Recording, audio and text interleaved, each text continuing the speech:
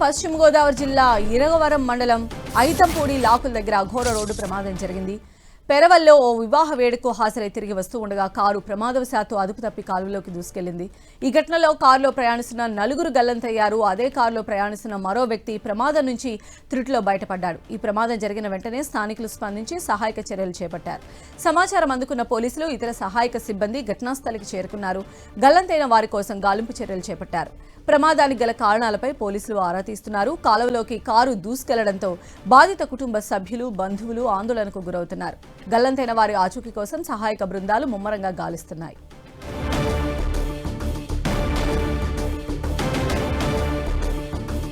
మరిన్ని అప్డేట్స్ మా ప్రతినిధి శ్రీనివాస్ అందిస్తారు. శ్రీనివాస్. సంజయ్, గల్లంతైన యువకులతో పాటు అలాగే బయటపడినటువంటి యువకులు వీళ్ళంతా కూడా నరసాపురంలోని స్వర్ణాంధ్ర కాలేజీలో ఇంజనీరింగ్ చదువుతున్నారు. అయితే మట్ట సంతోష్ ఈ ప్రమాదం నుంచి కూడా బయటపడడం జరిగింది. ముఖ్యంగా ఈ నాగబత్తుల సాయి సూర్య అతని అన్నయ్య వివాహం పెరవలిలో నిన్న రాత్రి జరిగింది. ఆ వివాహానికి తన స్నేహితులతో కలిసి ఆ సూర్య హాజరవడం జరిగింది.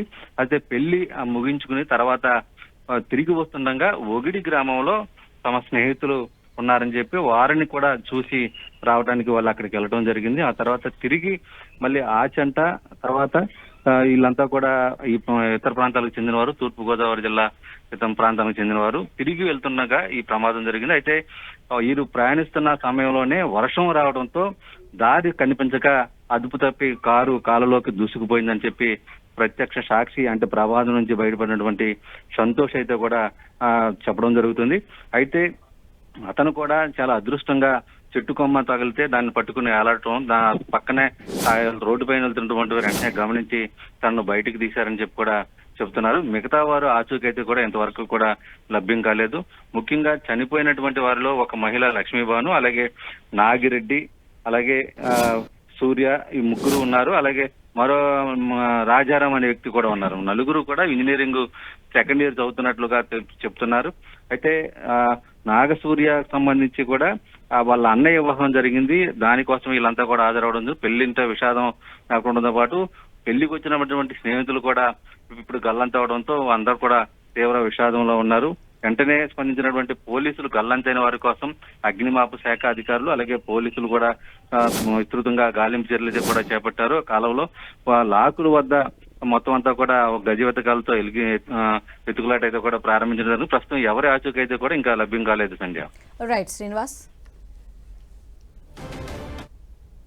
పెళ్ళికి వెళ్ళాం. పెళ్ళి అయిన తర్వాత వాళ్ళ ఇల్లు చూడడానికి అని చెప్పి వెళ్ళి తిరిగి వస్తుంది. వర్షం వస్తడం వల్ల మనకు డ్రైవర్కి రోడ్ సరిగ్గా ఆనలేదు. దానివల్ల కారు కాలువలో పడిపోయింది. వడ్డించి వాళ్ళందరూ విండో దారి నుంచి బయటకు వచ్చారు. లాస్ట్ నేను వస్తుండగా నేను కారు పైకి ఎక్కిన వాళ్ళందరూ ఈదుకుంటూ ఎదరికి వెళ్ళారు. నేను మాత్రం కారు పైన అలా ఉండిపోయింది. ఇద్దరు బండి మీద ఆగి ఒకడు దిగి చెయ్యి ఇసురుతాను, నువ్వు ఊరికంటే నేను ఊరికాను కానీ చెయ్యి అందలేదు. అలాగా నేను ప్రయత్నించాను. కొద్ది ఎదరికి అలాగ ఈదితే ఒక కొమ్మ తగిలింది. కొమ్మ పట్టి మాగితే ఆ పర్సన్ వచ్చి పైకి లాగాడు. 5 మంది ఇంకా నలుగురు అలాగా కొట్టుకుంటా